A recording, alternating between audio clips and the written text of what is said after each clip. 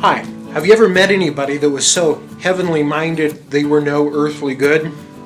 I'm Aaron. Today we're talking about how much God cares about current events.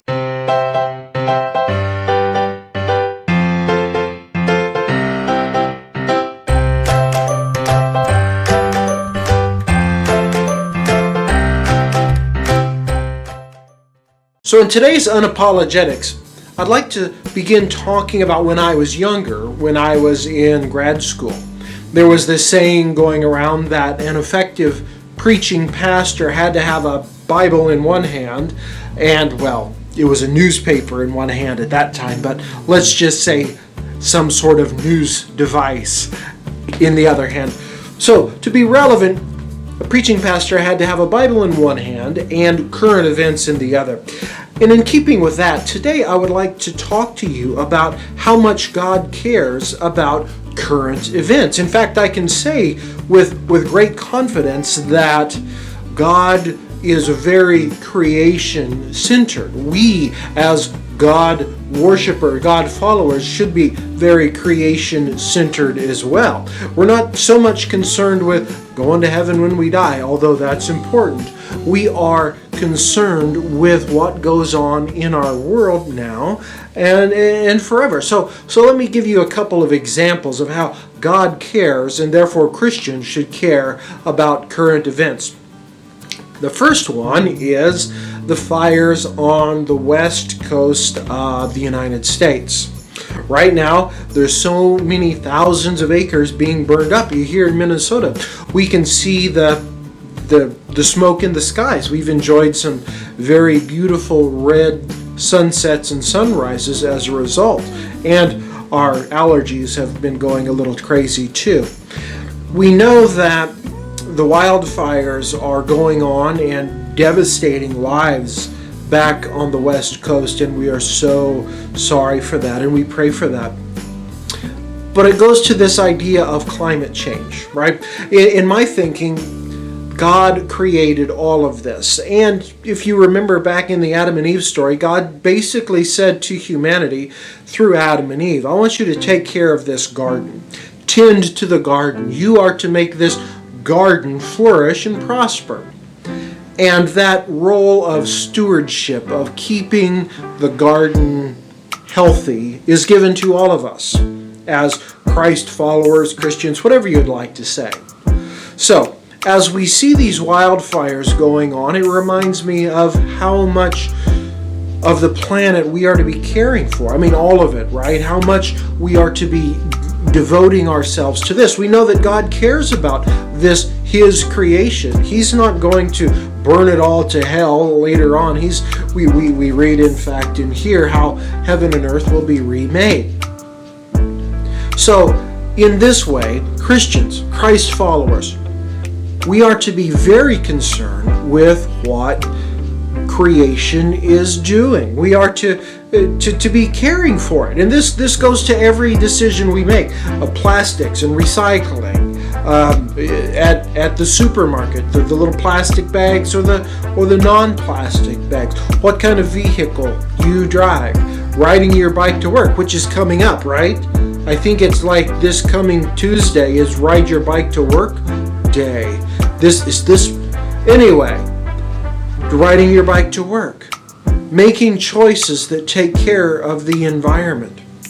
Why? Because we are given this responsibility as gardeners of God's great garden, His creation. We are to be stewards of that. And two, we are to very much care for those who are impacted. We are to pray for cessation of these fires, and we are to work as if God is sending us as the answer to these prayers. And in that way we can take care both of the creation and each other, as God has given to us this duty. Okay? Now the next thing, and this one's really crazy. It hit me this morning as I was reading the news. Did you know that 52% of Americans under the age of 30 live with their mom and dad? They live at home. 52%. So out of Every 10 you meet, people under the age of 30, 5.2 of them are going to be living with their parents. Why? Well, because the coronavirus has impacted their jobs. Many of them have been laid off or not hired in the first place as they're coming out of college or grad school.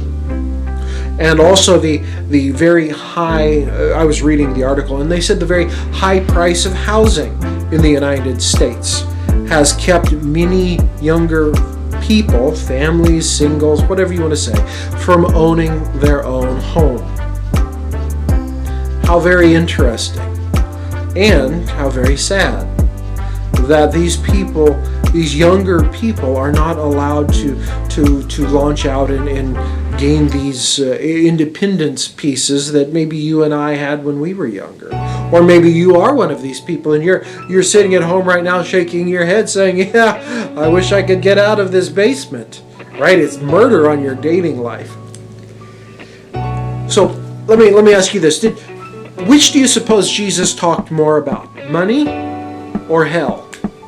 Money or hell? Which did Jesus talk more about? You guessed it. Jesus talked more about money than he did about hell. Why? Because he knew how powerful money is in our little lives. He knew how powerful, how addictive, how important, and how needed it is in our lives. And what Jesus had to say, everyone, was be very careful with money. Be very careful with money. Give, take care of others. Be for others rather than be for yourself. All the way through the New Testament, we hear, don't be greedy. Don't be a jerk.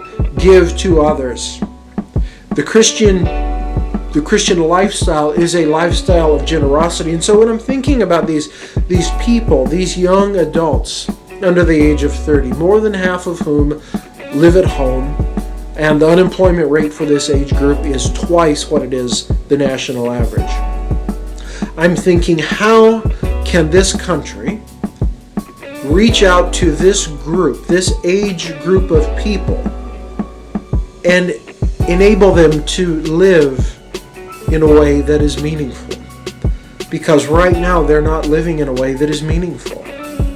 In the same way, I was looking through the demographic charts of our city, Rochester, Minnesota here, and I came across this, we have a 10% poverty rate in our town, and many African Americans, a very high percentage, much higher than it should be, well, it should be zero, but you know what I mean.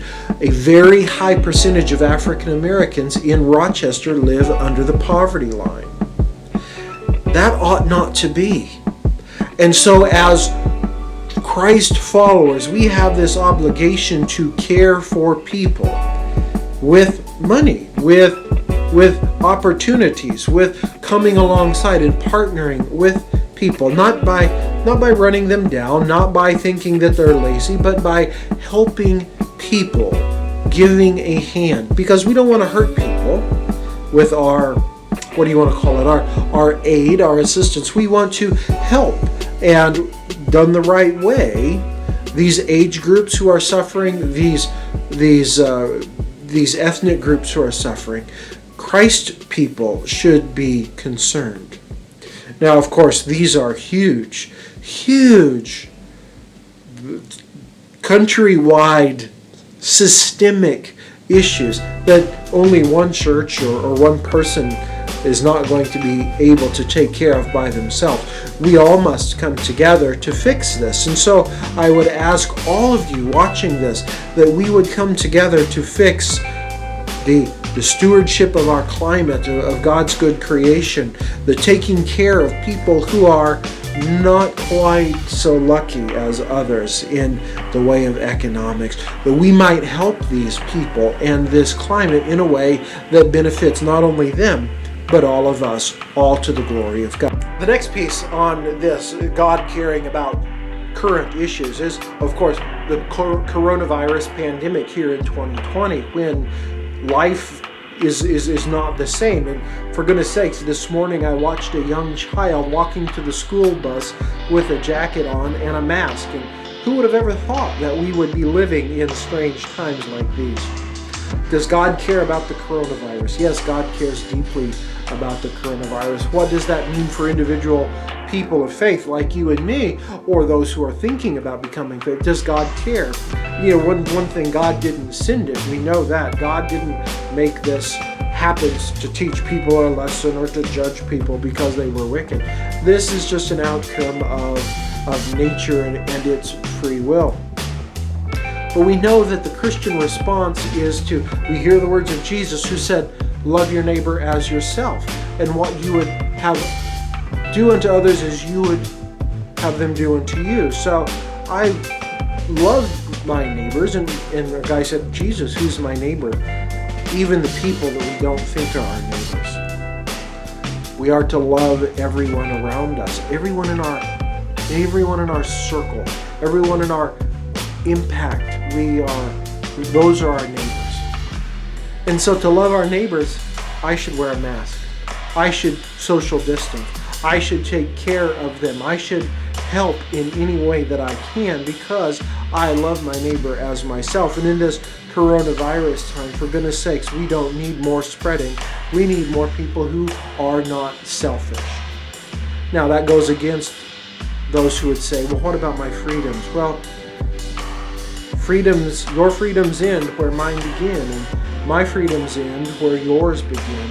And infecting someone else with a virus. Now, really quick on the last piece here, it's really been gnawing at my brain recently, is that song WAP by Cardi B, and I'm not even sure I'd call it a song. More like a strip show.